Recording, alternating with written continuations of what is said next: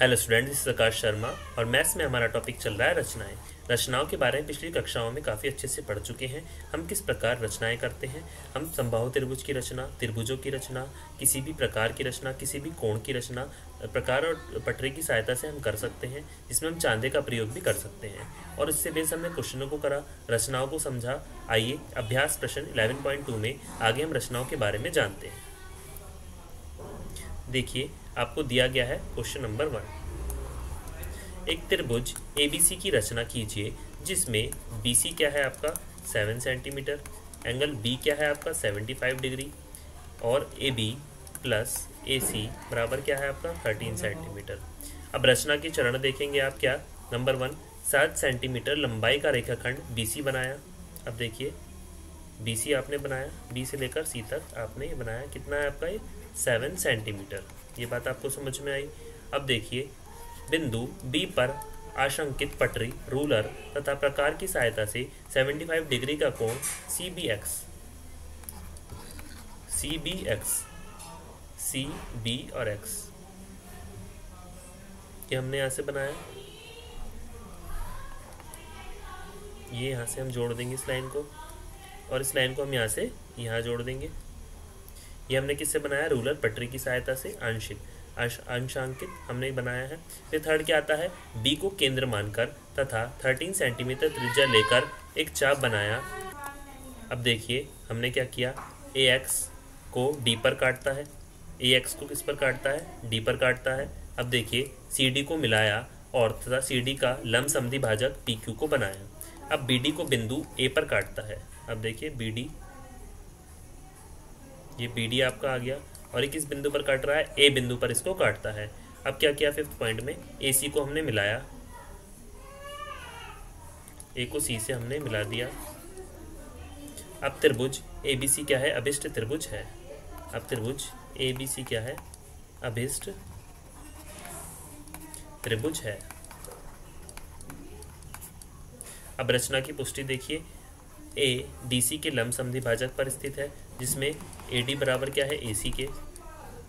अब AB बराबर BD minus AD, AB बराबर BD माइनस AD और AB बराबर क्या है? BD माइनस AC के।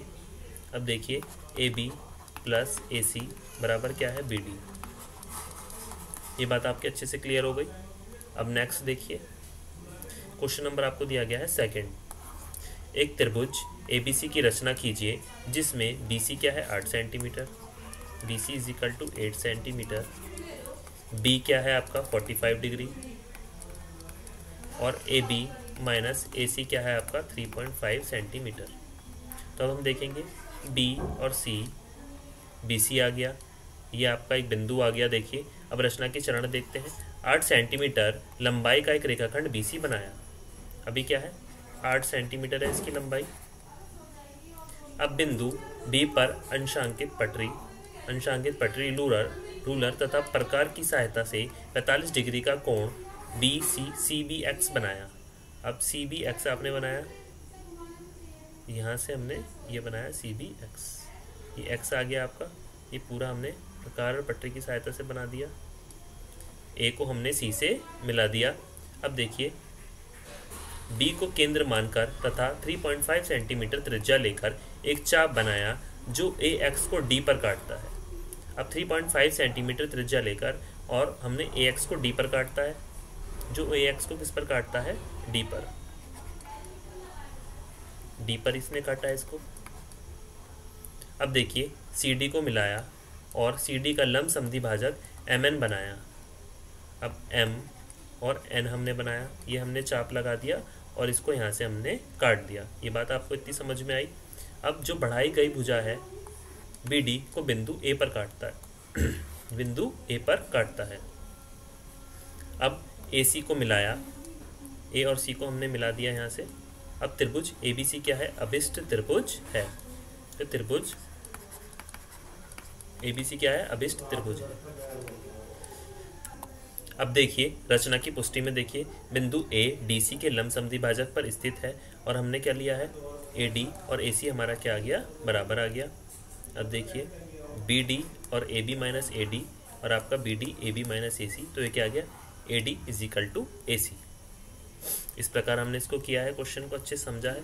अब क्वेश्चन नंबर 3 देखिए, एक त्रिभुज पी क्यू आर की रचना कीजिए जिसमें क्यू आर 6 सेंटीमीटर, क्यू क्या है आपका 60 degree, P R minus P Q क्या है 2 सेंटीमीटर हो। ये बात आपको समझ में आई। अब रचना की चरण देखिए क्या है। 6 सेंटीमीटर लंबाई का एक रेखाखंड क्यू आर बनाया। अब देखिए क्यू आर,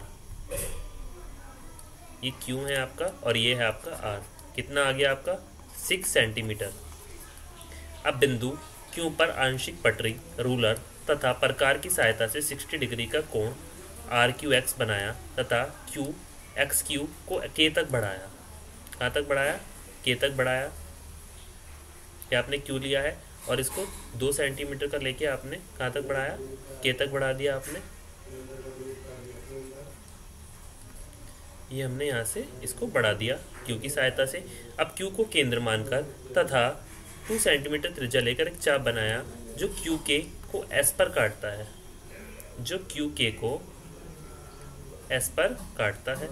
ये एस पर इसने काटा है और एस आर को मिलाया। अब एस और आर को मैंने क्या कर दिया, हमने मिला दिया, एस और आर को मिला दिया तथा एस आर का लंबसमद्वि भाजक एम एन बनाया। ये देखिए एम और ये क्या है आपका एन।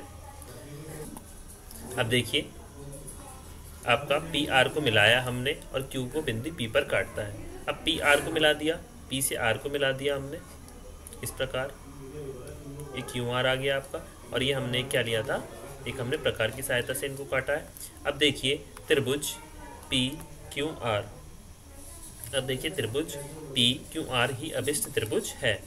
अब देखिए रचना की पुष्टि देखिए, बिंदु पी एस आर के लंबसमद्वि भाजक पर स्थित है। अब क्या आ गया आपका पी एस बराबर है पी आर के। अब देख सकते हैं आप पी एस और पी आर, तो आपका क्या आ गया, आपका क्या आ गया यहाँ पर पी एस आ गया पी आर के बराबर। अब देखिए यहाँ पर रचना की पुष्टि कीजिए और पी एस आर के लंबसमद्वि भाजक पर है, जिसमें पी एस और पी आर क्या आ गया बराबर। यहाँ क्यू एस बराबर P S minus P Q और क्यू एस बराबर पी आर माइनस ए सी। ये समझ में आया। अब पी एस बराबर क्या आ गया आपका पी आर। ये बात आपकी क्या हो गई, क्लियर हो गई यहाँ से। अब नेक्स्ट देखिए, अब क्वेश्चन नंबर आपको दिया गया है 4। एक त्रिभुज एक्स वाई जेड की रचना कीजिए तथा जिसमें y क्या है 30 डिग्री आपका, z क्या है आपका 90 डिग्री और X Y plus Z X plus Z X 11 centimetre हो। अब रचना के चरण देखिए, आपको दिया गया है 11 सेंटीमीटर लंबाई का एक रेखाखंड ए बी बनाया। अब देखिए जो पूरी लंबाई है ए से लेकर बी तक की, ये पूरी लंबाई बना देता हूँ यहाँ से। प्रकार की सहायता से हमने पटरी की सहायता से 11 सेंटीमीटर की लंबाई का एक क्या बनाया, रेखाखंड बनाया। अब बिंदु ए पर आंशिक पटरी, रूलर तथा प्रकार की सहायता से 15 डिग्री का कोण बी ए एक्स। अब देखिए बी ए एक्स कहाँ बना हुआ है आपका, ये है आपका ये वाला कोण, ये प्रकार की सहायता से हमने यहाँ पर बनाया बी ए एक्स। तो बी ए एक्स हमने बनाया। अब ए एक्स का लंबसमद्वि भाजक एम एन बनाया। अब इसका मैंने लंबसमद्वि भाजक जो इसको 2 पार्ट्स में डिवाइड करता है एम और एक आ गया आपका एन, ये आपका आ गया लंबसमद्वि भाजक।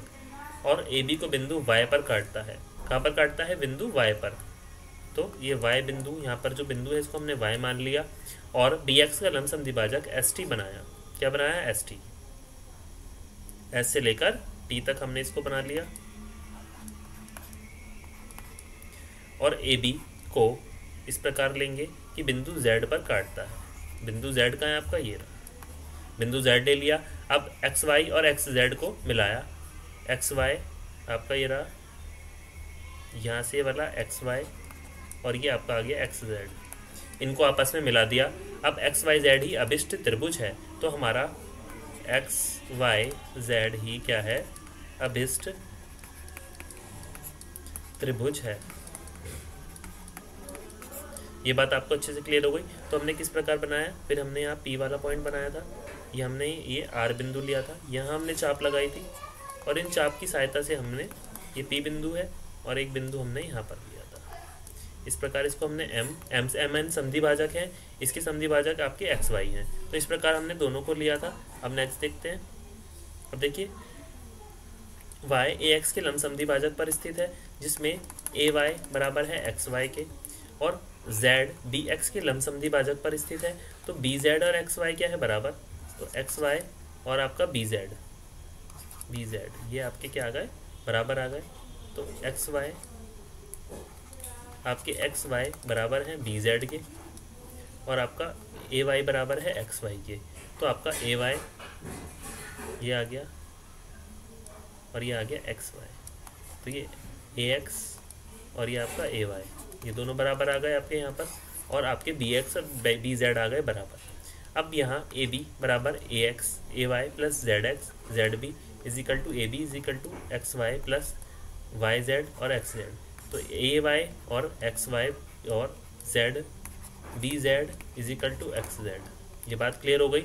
अब देखिए yz बराबर yxa प्लस yax बराबर 15 डिग्री प्लस 15 डिग्री क्या आ गया 30 डिग्री।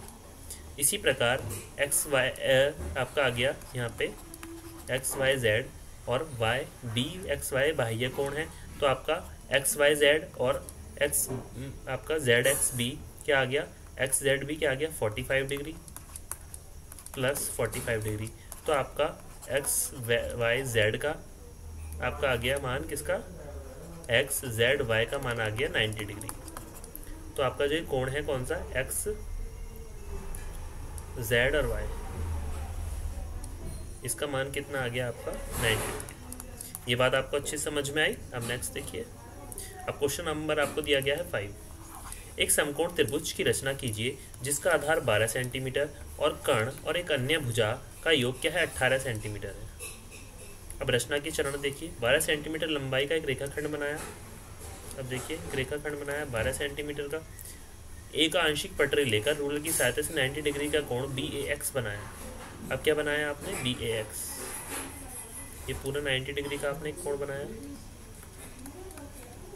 अब A को केंद्र मानकर 18 सेंटीमीटर त्रिज्या लेकर एक चाप बनाया जो AX D पर काटता है, D पर काटता है, इसको D मान लिया हमने, और BD को मिलाया और BD का लंब समद्विभाजक MN बनाया जो AD को बिंदु C पर काटता है। अब BC को मिला दिया, BC को आपने आपस में मिला दिया और त्रिभुज ABC की ये अभिष्ट त्रिभुज है। अब आपका ABC का है, ABC, तो त्रिभुज ABC क्या है आपका, अभिष्ट त्रिभुज है। अब रचना की पुष्टि में देखेंगे कि C और BD के लंब समद्विभाजक पर स्थित है।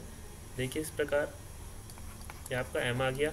यहाँ AD AC प्लस CD बराबर क्या आ गया, AD प्लस BC बराबर BC। तो AC बराबर क्या आ गया CD के। ये बात आपको क्लियर हुई। तो आज हमने क्या सीखा कि हम किस प्रकार रचना कर सकते हैं, किसी भी त्रिभुज की रचना कर सकते हैं। जैसे हम एक त्रिभुज यहाँ पर ले लेंगे तो यहाँ पर हम किस प्रकार रचना कर सकते हैं।